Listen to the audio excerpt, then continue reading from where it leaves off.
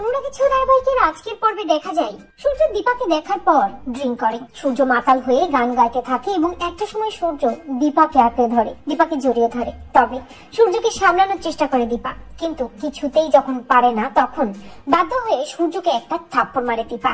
আর ঠিক তখনই মিশকা পুলিশকে ফোন করে এবং পুলিশ সূর্যকে অ্যারেস্ট করার জন্য পার্টিতে এসে হাজির হয়।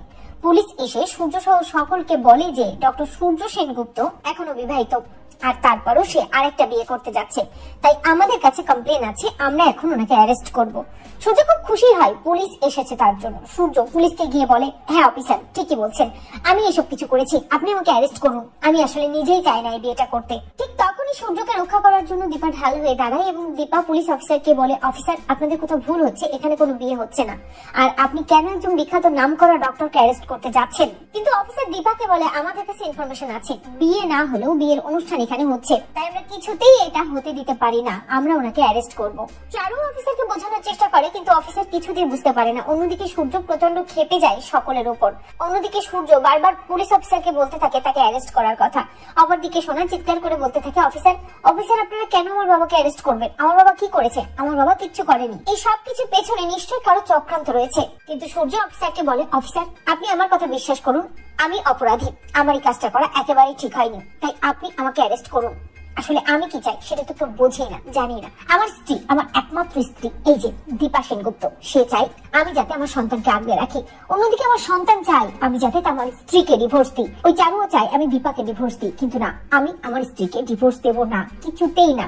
এগুলি চিৎকার করে সোনা সূর্যকে বলে, বাবা তার মানে তুমি সবটাই অভিনয় করছো তাই তো? তুমি ওনাকে ডিভোর্স দেবে না তাই তো?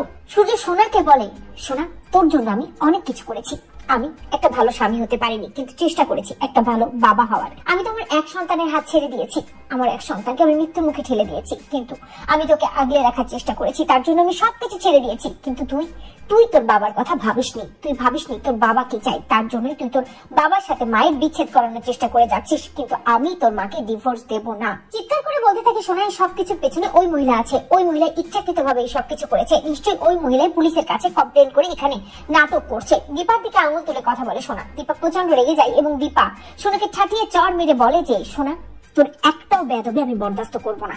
অন্যদিকে অফিসার বলে যে আমাদের কাছে একজন মহিলাই কমপ্লেন করেছে, আর তার পরিচয় দিয়েছে ডক্টর সূর্য সেনগুপ্ত লিগাল ওয়াইফ। দীপা চিৎকার করে বলে, রুদ্রমূর্তি নিয়ে বলে যে সে কোনো কমপ্লেন করেনি, কিন্তু সোনা আঙুল তুলে বলে যে হ্যাঁ আপনি কমপ্লেন করেছেন, আর আপনি কমপ্লেন করে নাটক করার চেষ্টা করছেন। অপরদিকে চারু দীপাকে বলে যে কিছু মনে করো না, যে তুমি যে সবকিছু করেছো সেটা স্পষ্ট, কিন্তু নাটক কেন করছো? চারু বিশ্বাস করে না দীপাকে। দীপা চিৎকার করে বলে যে সে কমপ্লেন করেনি, সে চায় এই বিয়েটা হোক। ঠিক তখনই চারু দীপার হাতে ডিভোর্স পেপার ধরিয়ে দিয়ে বলে যে সত্যি যদি তুমি চাও এই বিয়েটা হোক, তাহলে তুমি ডিভোর্স পেপারে সাইন করে দাও। দীপা কি করবে বুঝতে পারে না।